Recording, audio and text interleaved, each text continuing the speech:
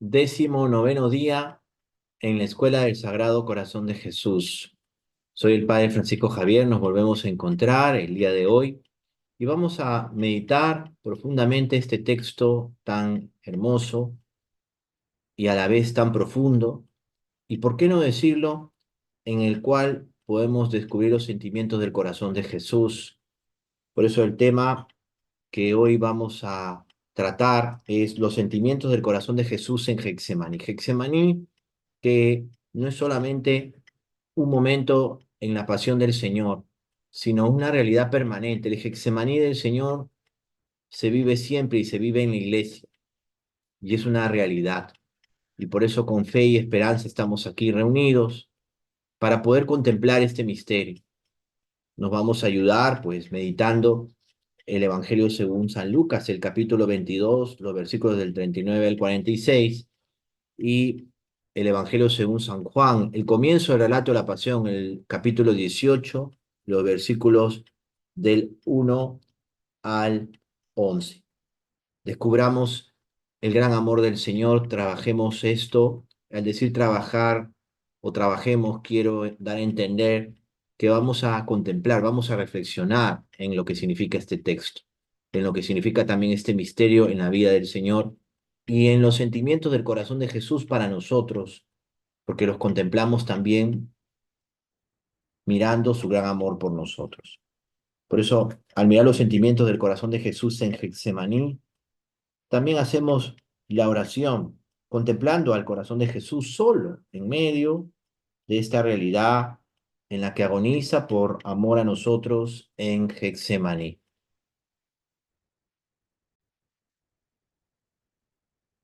Hagamos la oración con la que comenzamos cada día.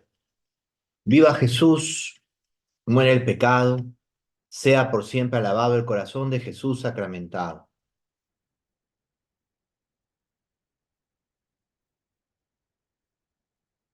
Yo te adoro, corazón sacratísimo de mi Jesús, y te amo con todo mi corazón, con toda mi alma y con todas mis fuerzas. Y me pesa de haberte ofendido porque eres bondad infinita y me amas con inmenso amor. En ti, corazón sacratísimo, están reunidas todas las maravillas de la naturaleza, de la gracia y de la gloria, todas las virtudes y dones esparcidos por todas las criaturas, todos los tesoros de la sabiduría, bondad, ternura y ciencia de Dios. Tú eres el huerto cerrado, el horno de fuego, el arca de Dios, la vara florida, el maná del cielo, la fuente de todas las gracias y consuelos, las delicias de la Beatísima Trinidad. De tu corazón amantísimo, oh Jesús mío, recibieron el celo los apóstoles, la sabiduría los doctores, la pureza las vírgenes, la fortaleza los mártires, la paciencia los confesores, la victoria los tentados, el valor los débiles, la alegría los ángeles, el terror los demonios, la gloria el mismo Dios. Bienaventurado el que te ama, te honra y te sirve, porque tiene escrito su nombre en tu divino corazón. Oh corazón santísimo de Jesús, da lumbre a mi entendimiento y afectos ardorosos a mi corazón para que aprenda en esta tu escuela la virtud del sacrificio y sobre todo tu mansedumbre, humildad e inmensa caridad. Que conozca y haga en todas las cosas tu santísima voluntad. Oh corazón inmaculado de María, santos, ángeles y justos del cielo y tierra, présteme sus encantos amorosos para honrar y desagraviar debidamente al Dios de mi corazón y al corazón de mi Dios. Amén.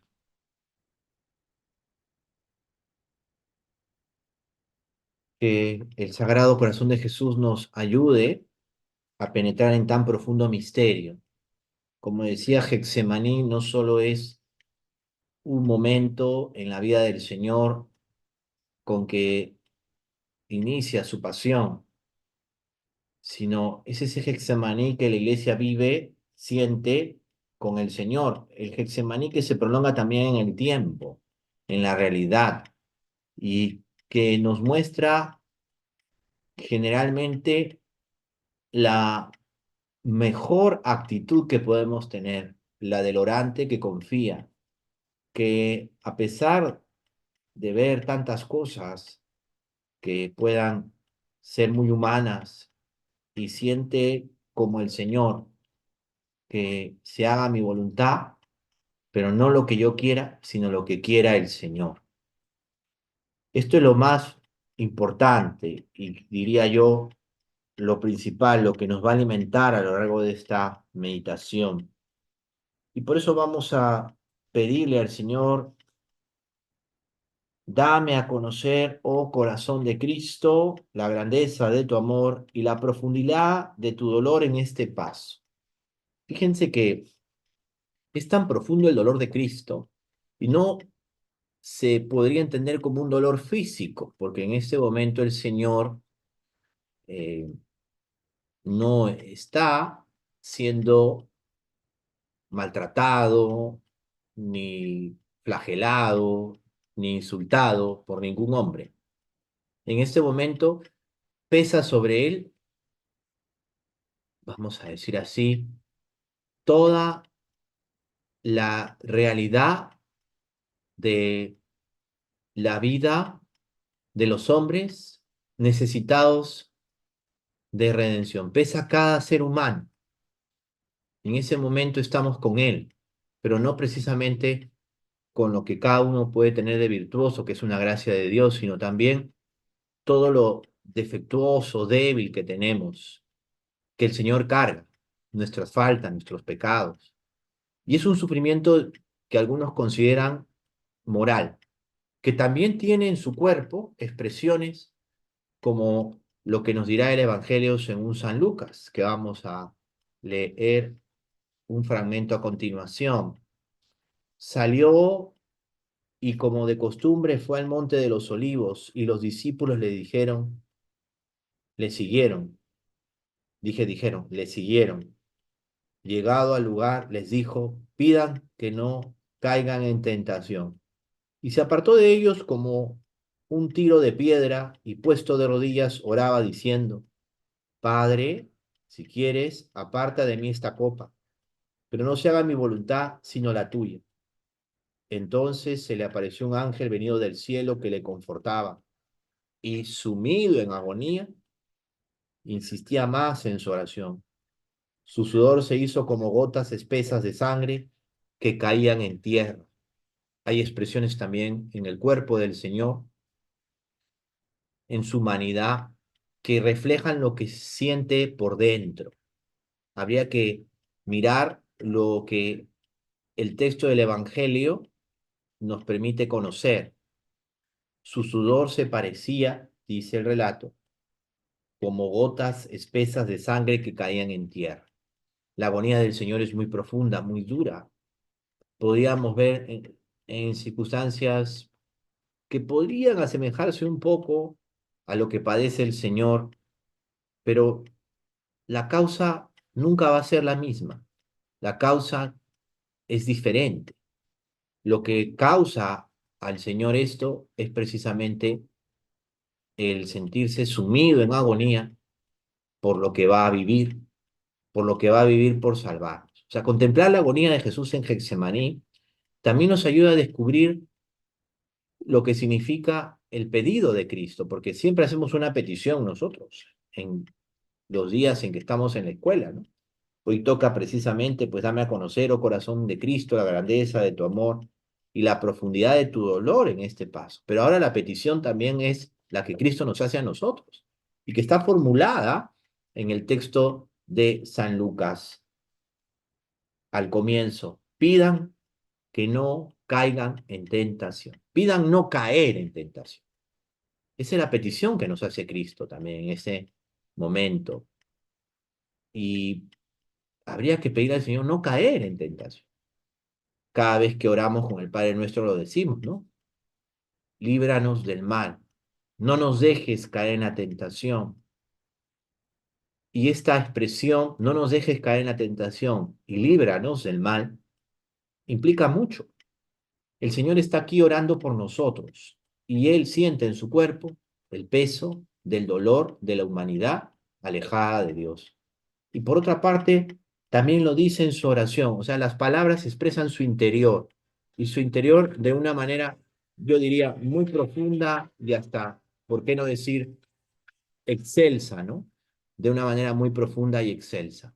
Son sus palabras cuando dice, Padre, si quieres, aparta de mí este cáliz, pero no se haga mi voluntad, sino la tuya. Insisto en esta expresión del Señor.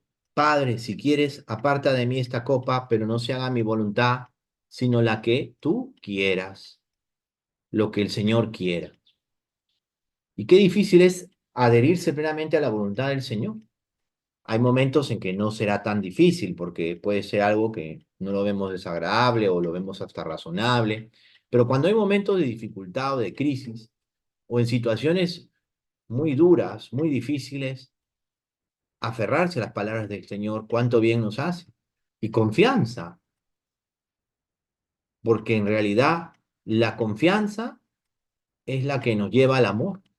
Y esa confianza en momentos tan duros y difíciles como los que podamos vivir, tener confianza. Pero esto parte del corazón que se entrega y se dona, como el de Cristo. Realmente mirar al Señor en medio de esa tristeza, de ese abatimiento por causa nuestra, ¿no? Por la humanidad pecadora, sintiendo también el abandono del Padre, porque no es que Él no sea escuchado, claro que es escuchado, pero en su humanidad experimenta también el abandono del Padre.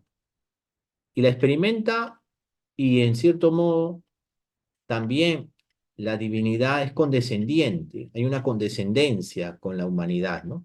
¿Por qué? Porque la experimenta también en su realidad propia, es decir, lo que significa hacer la voluntad de Dios, lo que significa cumplir lo que el Padre quiere, pero también lo que el Padre ha dado es al Hijo, ha dado todo. Es un dolor, en el fondo, muy intenso. Jesucristo como que nos muestra esto, verdadero Dios y verdadero hombre, sus dos naturalezas, humana y divina, sus dos voluntades, la humana y la divina, que armonizan, que no están en contradicción, pero en medio de un dolor tremendo. Por eso la condescendencia divina por una parte y la humanidad por otra. En la única persona de Jesucristo, la humanidad y la divinidad en armonía perfecta, pero no sin dolor, porque el amor causa dolor, cosa que a veces nosotros podemos creer que no. ¿Cuántas veces es así? No hablo solamente del afecto o de la pasión, en cierto modo, que puede estar en muchas personas hacia otro o hacia, no sé, tantas realidades en las que el afecto prima. No, no solamente es un tema de afecto, sino el dolor por el bien del otro, por la salvación del otro. Es el dolor de la agonía de Jesús en Getsemaní, el que hoy contemplamos. Y un dolor que también se expresa en silencio, porque no podemos decir que es un dolor que trascienda y que otros lo puedan haber sentido o escuchado, no, es un dolor que se siente o se experimenta en el silencio que te sobrecoge y te lleva a descubrir hasta en tu propia naturaleza, nuestra realidad propia es la de los seres humanos, lo que significa el sentir con el otro, el sufrimiento, pero elevado a una expresión grande de amor, cosa que a veces nosotros no lo vemos así. Por eso la agonía de Jesús en el huerto es algo permanente, no porque el Señor, en cierto modo, lo quiera así, lo voy a decir de esta forma, como si se tratara de algo que nos saca en cara, no, sino que es parte de nuestra vida humana. Cuando contemplamos el misterio doloroso, el primero, la agonía de Jesús en el huerto, ¿cuántas veces vemos ese Getsemaní retratado en tantas experiencias de hermanos nuestros y en las propias? experiencias que muchas veces han sido momentos muy difíciles, donde podemos expresar al Señor que se haga tu voluntad y no lo que quiera yo. Pero a decirlo con amor, con desprendimiento, sin tanto drama, ¿no? Porque también a veces nos acompaña mucho una actitud dramática, ¿no? Como si fuéramos los únicos o como si fuéramos, vamos a decir así, grandiosos hasta en eso, ¿no? No es verdad. A veces nuestra vida o nuestro ofrecimiento no llega al de Cristo porque nos falta amor, pero podemos asemejarnos a Él por gracia de Él. El amor también es una expresión que acompaña estos momentos. Por eso, en medio de la prueba que siente el Señor, que experimenta, Jesús nos muestra el amor que supera hasta los momentos más duros y difíciles. Y eso es lo que encuentra también el creyente cuando contempla a Cristo en Getsemaní. Contempla una expresión muy grande de su amor por nosotros. Contempla, pues, en el silencio de la oración, de la entrega, lo que es el amor de Cristo por nosotros. Un amor tan grande e inmenso que supera cualquier dificultad o sufrimiento. Es el amor que se une plenamente a la voluntad del Padre, porque también el Padre experimenta el dolor al grado divino de lo que significa entregar a su Hijo. Y también el clamor, cuando Jesús con gritos y con lágrimas clamó al Padre y fue escuchado, cosa que dice el texto de la Sagrada Escritura. A gritos y con lágrimas clamó al Padre y fue escuchado. Esta frase que la carta a los hebreos nos transmite, Cristo, el cual, habiendo ofrecido en los días de su vida mortal ruegos y súplicas con poderoso clamor y lágrimas al que podía salvarle de la muerte, fue escuchado por su actitud reverente, y aun siendo hijo con lo que padeció, experimentó la obediencia, y llegado a la perfección se convirtió en causa de salvación eterna para todos los que le obedecen, proclamado por Dios sumo sacerdote a semejanza de Melquisedec. Qué expresión tan sacerdotal también la oración de Jesús en el huerto de Getsemaní. He leído Hebreos, el capítulo 5, los versículos del 7 al 10. Fíjense, a gritos y con lágrimas, con poderoso clamor, al que podía salvarle de la muerte, fue escuchado. O sea, la oración de Jesús en Getsemaní también es que nos ayuda a mirar que Jesús fue escuchado. O sea, no es que el Señor no fue escuchado.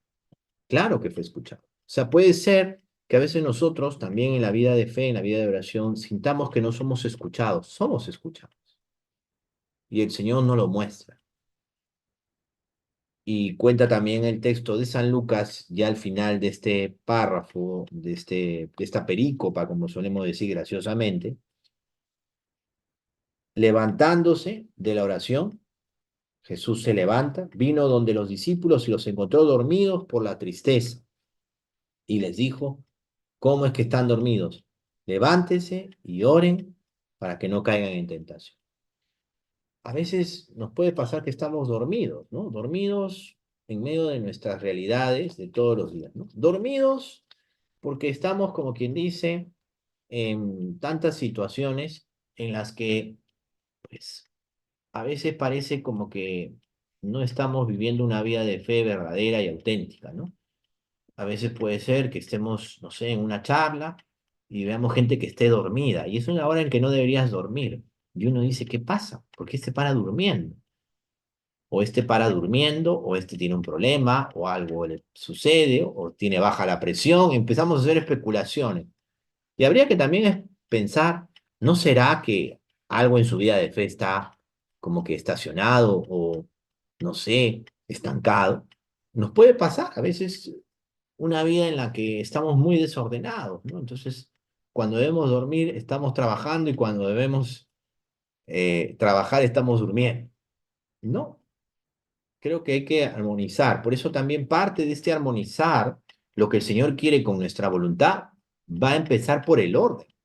Y el orden no significa matar el espíritu, significa también que podamos tener amplitud de mirada ante las cosas, podamos planificar y organizar pero no matando nuestro más grande don, que es lo que el Señor comunica a través de nosotros. Y esto nos convierte también en canales de misericordia, en los que muchas veces se expresa la gracia de Dios en medio de la fragilidad. Por eso, nunca dudemos que el Señor nos escucha en los momentos más difíciles y que lo más duro y la agonía más grande que el hombre puede experimentar es cuando su humanidad se revela o simplemente ante una situación difícil, tener que hacer lo que el Señor quiere causa dolor y puede ser hasta un sacrificio muy grande. Pero el Señor puede hacer de esto lo más grande y maravilloso que es la entrega, aunque no seas reconocido ni tampoco estimado por los hombres. ¿Cuántas veces la verdadera agonía de la iglesia se experimenta en ese cada día del silencio y de la esperanza? Es una experiencia muy valiosa que puede resumir cuando peregrinamos, por ejemplo, a Fátima, en Portugal, el lugar donde se apareció la Virgen. Cuando vamos a los Baliños, ese lugar lleno de olivos. Creo que es un lugar que se asemeja mucho al huerto de Getsemaní, aunque creo que en los Baliños hay más olivos que en el huerto de Getsemaní en la actualidad. Y ver ese lugar que se asemeja, como decía, al Monte de los Olivos, lleno de expresiones muy interesantes de fe, es el lugar donde el ángel de Portugal se presenta a los pastorcitos un año antes de las apariciones de la Virgen y los prepara, les da la comunión. Hay lugares donde se conmemoran las apariciones del ángel. Se dice que es San Miguel Arcángel, ¿no? Porque es el ángel de Portugal y Portugal estaba pues consagrado a San Miguel Arcángel. Por eso los historiadores han destacado esto, ¿no? Que el ángel del Portugal, que San Miguel Arcángel, sería el ángel de la paz que los niños contemplan, ven y que les da la comunión un año antes de las apariciones de la Virgen en Fátima. En ese lugar, en los Baliños, cerca a Yustrel, ¿no? eh, donde los niños, los pastorcitos llevaban sus ovejas, un lugar rodeado de olivos, hay tanto silencio en medio de la gente que está. Hay un Via Crucis muy bonito, hay un lugar donde está también en medio de todo ese bosque. A mí me pareció un bosque, puede ser que me equivoque, pero me pareció un bosque. eh, bueno, una capilla de oración, un lugar que te envuelve en el silencio. Y lo primero que pensamos en ese momento, estamos en Getsemaní. Y cuando decimos esto, pensamos en ese primer misterio doloroso, el misterio del rosario. Y descubrimos allí la experiencia también de entrega del Señor, descubrir la voluntad del Padre, descubrir en el silencio cómo muchas veces nosotros estamos todavía reacios a hacer la voluntad del Padre. Sentir el gran amor de Jesús por nosotros en ese silencio en que realmente se vive una auténtica reparación. No será en el esplendor o en las cosas que pueden ser hasta, yo diría, pues muy ajenas a lo que el Señor quiere, ¿no? Pero ese Getsemaní de la iglesia, ¿no? Que también experimenta en medio de su cansancio, en que muchos discípulos están como dormidos, o en sus situaciones personales que tienen que ir purificando, tantas realidades, y el Señor contempla a sus discípulos y le dice, ¿por qué duermen? Pidan para no caer en tentación. Una experiencia fuerte, difícil, que vive la iglesia. Y por eso yo recordaba en aquel momento cuando tuve la gracia de poder visitar Fátima, de poder peregrinar a Fátima, ese lugar, ese paraje que me envolvió en un silencio tremendo. Me envolvió en una experiencia también de fe, porque ese es el Getsemaní de la iglesia. También en tantas realidades que la iglesia siente, sufre, experimenta el dolor. Y a veces es un dolor que no es físico, que no es corporal, es un dolor moral, un dolor espiritual, si quieres, por tantas situaciones humanas que se viven, por tanto dolor, porque alguien está alejado del Señor, porque hay tantas situaciones de injusticia, porque no se puede hacer más, porque no tenemos los recursos, un dolor ante situaciones muy humanas. y hacer la voluntad del Padre cuando muchas veces quisiéramos que no sea así. Entrar por el camino del sacrificio, del amor, de la entrega, no por el camino que nos gusta, pero mirando al Señor en su entrega, en su abajamiento, recuperamos fuerzas.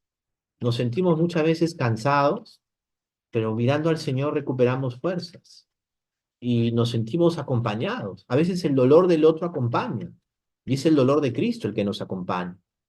Y eso es lo que mucha gente siente y por eso hay tantas expresiones en las cuales el pueblo fiel se ha sentido acompañado por Cristo, porque también sufre circunstancias muy difíciles y sufre también por vivir su fe y también se siente acompañado en ese momento por Jesús.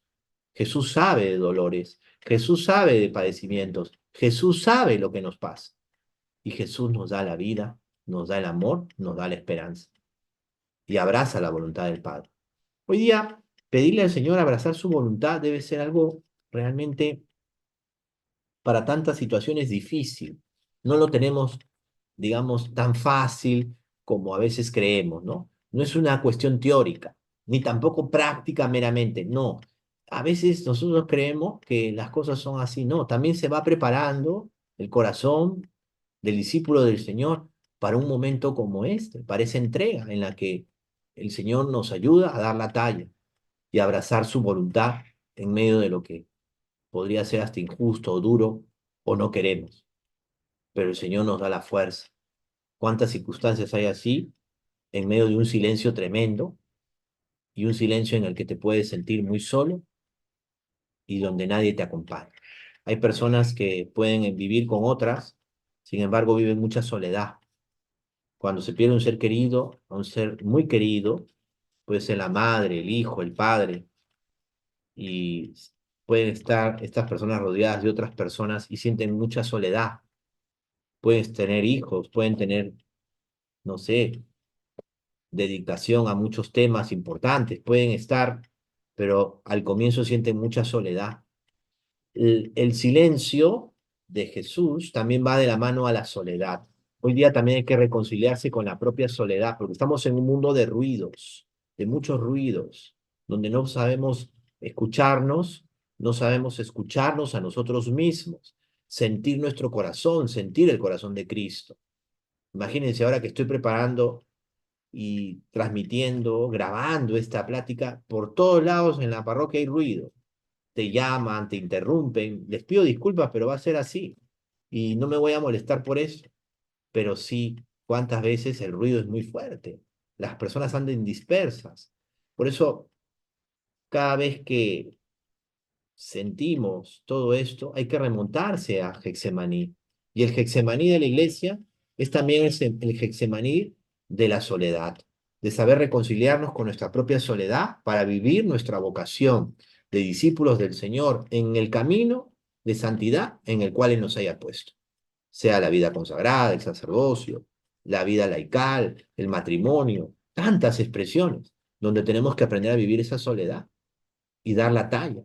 Hay días en que puedes llegar a la noche y sintiendo mucho la agonía de Jesús en la iglesia y fuera de la iglesia. Pero el clamor de Cristo es escuchado siempre. Y siempre el Señor atiende nuestra plegaria. Nunca deja de ser oída. El Señor siempre escucha nuestra oración. En medio de todo esto, sintámonos también agraciados porque el Señor no se privó de esto. Nos enseña a permanecer firmes. Levantó a sus discípulos y les dirá, levántense, vamos, ya es el momento. El Señor que encara la vida como debe ser. Y esa es la actitud. Cuando meditamos el texto de San Juan, el capítulo 18, yo les dije hace un rato que también es parte de nuestra meditación, hay un momento en que San Juan devela la divinidad de Cristo. En el texto inspirado del cuarto evangelio, el capítulo 18, nos dice, dicho esto, pasó Jesús con sus discípulos al otro lado del torrente Cedrón, donde había un huerto, en el que entraron él y sus discípulos, pero también Judas, el que le entregaba. Conocía el sitio porque Jesús se había reunido allí muchas veces con sus discípulos. Judas, pues, llega allí con la cohorte y los guardias, enviados por los sumos sacerdotes y fariseos, con linternas, antorchas y armas. Jesús, que sabía todo lo que le iba a suceder, se adelanta y les pregunta, ¿a quién buscan? Le contestaron a Jesús el Nazareno. Él les dijo, yo soy. Judas, el que le entregaba, estaba también con ellos. Cuando les dijo, yo soy, retrocedieron y cayeron en tierra. Es el único momento en el texto del Evangelio según San Juan, dentro del relato de la pasión me refiero, en ese capítulo 18, en que Jesús muestra su divinidad. O el Evangelio nos muestra la divinidad de Cristo. ¿Por qué? Porque cuando Él dice yo soy, todos se postran. Sintieron un estrépito, vamos a decir así, algo que les mueve y todos se postran. ¿Cómo habrán sentido o qué habrán visto en el rostro? ¿Qué habrán experimentado al escuchar las palabras de Cristo que se postraron? Dice el texto. Es el único momento en que el Señor muestra su esplendor, de una manera muy, vamos a decir así, mitigada, ¿no? No es la transfiguración, pero es una cosa muy mitigada. Y después el Señor se somete a los hombres. Con esto, San Juan está haciéndonos ver que es el Señor el que se ha hecho hombre, en todo igual a nosotros menos en el pecado, la palabra que puso su morada entre nosotros y que va a glorificar al hombre al morir, al entregar el espíritu para que el hombre viva. Es interesante, por eso cuántas cosas podemos hoy día contemplar. Y si no entendemos esto, es porque a veces estamos queriendo ver la imagen de Dios como si no fuera Él el que ha dado todo. A veces creemos que, no sé, toda la entrega de Cristo es algo simplemente teórico o de un momento. No, es permanente, así como la resurrección de Cristo. Algo que debemos meditar cada día y que tiene que ser también lo que nos nutre y dé vida a cada paso. Y situaciones como esta que meditamos en el texto del Evangelio nos hacen pensar en cómo el Señor esconde su divinidad. La divinidad es condescendiente con la humanidad y se muestra aquí solo la humanidad siendo verdadero Dios y verdadero hombre por amor a nosotros. Y San Juan lo quiere remarcar porque es Dios el que va a entregar su vida. El verbo, la palabra hecha carne. Lo quiere remarcar así. Es algo para contemplarlo mucho, porque a veces nosotros creemos que el Señor como que no sufre, vamos a decir sufre entre comillas, con tantas realidades que el ser humano vive. A veces podemos creer que el Señor es indiferente o vive esa apacella, ¿no? Esa especie de indiferencia que los filósofos estoicos tenían, ¿no? Ante situaciones. No, no es así. Escondió su divinidad, vamos a decir así. Quiso no mostrarse, no quiso hacer alarde de su categoría de Dios, como diría el cántico de Filipenses.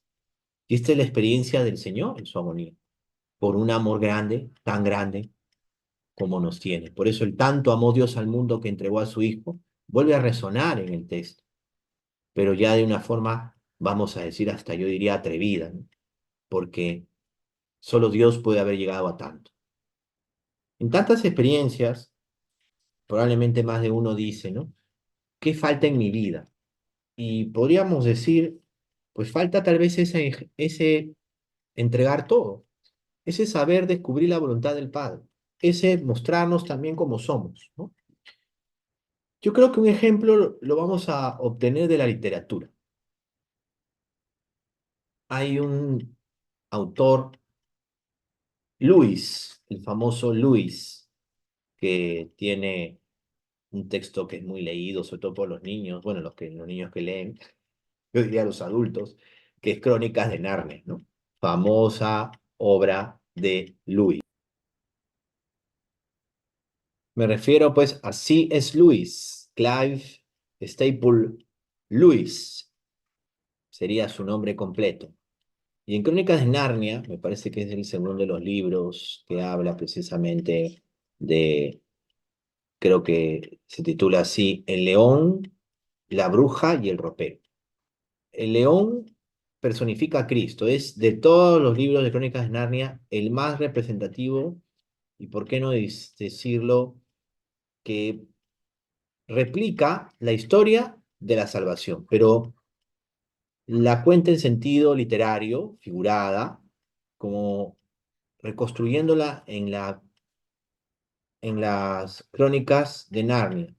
Hay todo un camino en el cual eh, aparece el ser humano y que va a ser rescatado por el león. El niño que eh, pasa a ser propiedad de la bruja porque ha cometido una gran falta.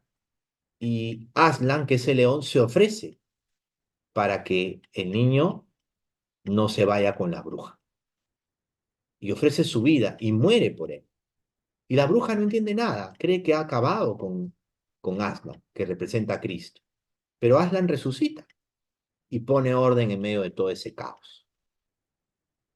Es una obra que ha sido llevada al cine no hace mucho y que expresa precisamente algo, ¿no? Que Cristo, ya en su agonía, mira también lo que el ser humano tiene que llegar a ser y por eso se ofrece por nosotros. O sea, tenemos que descubrir esto, ¿no? A veces no hemos llegado a ese punto de entregar nuestra vida por otro, pero por otro cuando el Señor lo quiere. Y por eso también en el camino del sacrificio, de la ofrenda, en la misión, en la vocación de cada uno, nunca hay que olvidar el servir. Nunca hay que olvidar que también estamos pasando muchas cosas por otros que están detrás de nosotros, que quizás no conoceremos.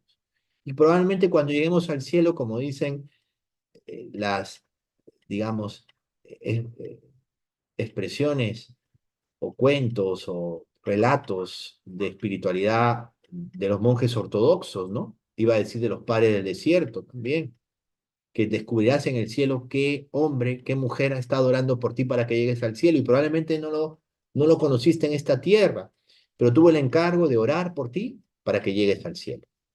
Qué interesante todo esto, ¿no? Y por eso mirar al Señor que pasa esa agonía por nosotros, por amor a nosotros, por nuestros pecados, por nuestras faltas, pero también que nos enseña un camino de esperanza. Abrazar la voluntad del Padre, siempre abrazar la voluntad del Padre. Es lo más honroso, lo más respetable, la verdad de abrazar la voluntad del Padre. Quedémonos aquí. Todo lo que podamos decir quedará corto contemplando este misterio. Que el Señor nos permita descubrir esto. Hagamos nuestra la jaculatoria. Corazón de Jesús puesto en agonía, apiádate de los que mueren en este día. Corazón de Jesús puesto en agonía, apiádate de los que mueren en este día.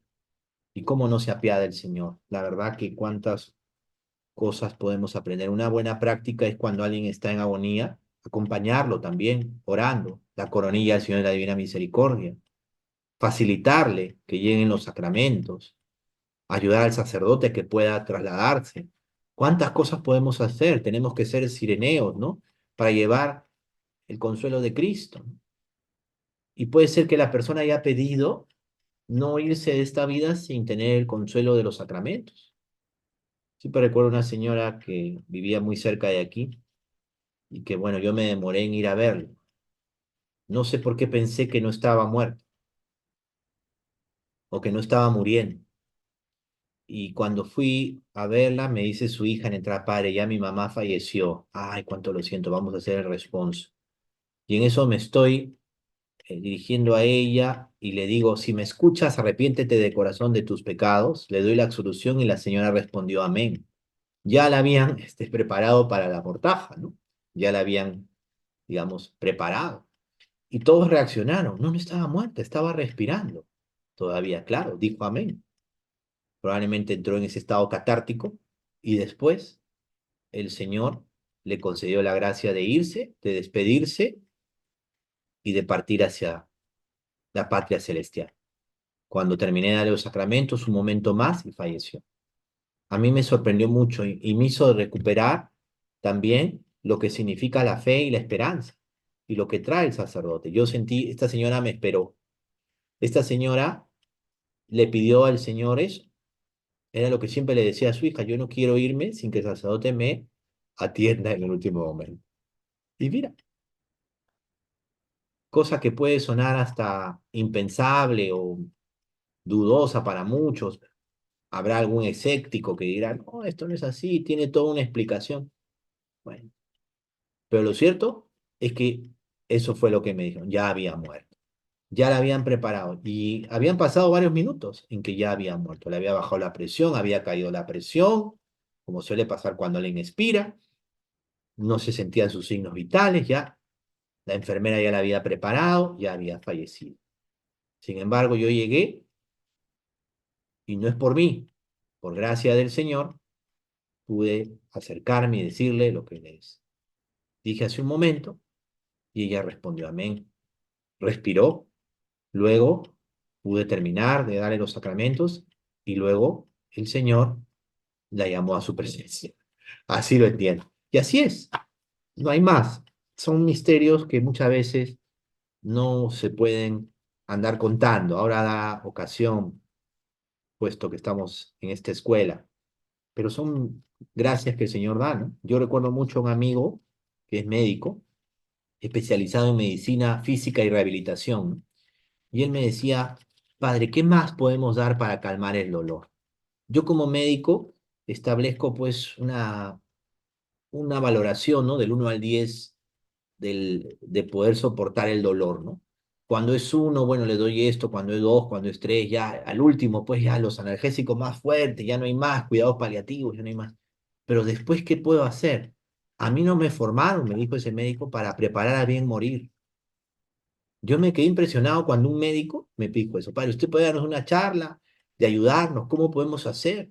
Yo tengo este cargo en el colegio médico, puedo invitarlo. Bueno, nunca se concretó la charla, gracias a Dios, pero imagínense el compromiso, ¿no? No se concretó, no pudimos tener esa charla, pero yo vi mucho interés y me dijo, padre, realmente, padre, nosotros no sabemos acompañar a bien morir.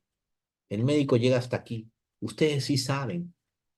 A mí me dejó pensando, porque fue para mí, probablemente porque era el paciente del médico en ese momento, eh, una ocasión para decir, gracias Señor, porque me has preparado o me sigues preparando para ayudar y acompañar a una persona a bien morir.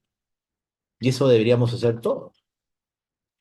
Como decía aquel niño, y se los he dicho hace unos días en las meditaciones, todos quieren llegar al cielo, Padre, pero nadie quiere morir. También hay que saber acompañar a bien morir. Y qué hermoso, un testimonio que aquí yo viví en la parroquia no hace mucho y me dejó siempre muy impactado, pero muy agradecido, porque no saben la gratitud que siente el sacerdote de haber podido llegar. Y no saben ustedes todo lo que significa, pues, el Getsemaní de Cristo en la historia de los hombres, el Getsemaní de Cristo en la historia de la iglesia, un Getsemaní que se prolonga y que también en la vida de cada uno de nosotros, el gran amor de Cristo para que en nuestro Getsemaní abracemos la voluntad del Padre. El Señor esté con ustedes. La bendición de Dios Todopoderoso, Padre, Hijo y Espíritu Santo, descienda sobre ustedes y les acompañe siempre. Amén. Y gracias. Que el Señor nos dé ánimo. Esta meditación ha tenido, ¿cómo se dice? Muchos altibajos. A veces no tenemos las palabras, por más que el Señor nos dé los dones, ¿no? Pero nunca hay que olvidar el Getsemaní de la iglesia. No nos quedemos dormidos, no lleguemos tarde a la escuela del Sagrado Corazón de Jesús. Inmaculado Corazón de María, sed la salvación del alma mía. Bendiciones y gracias a todos.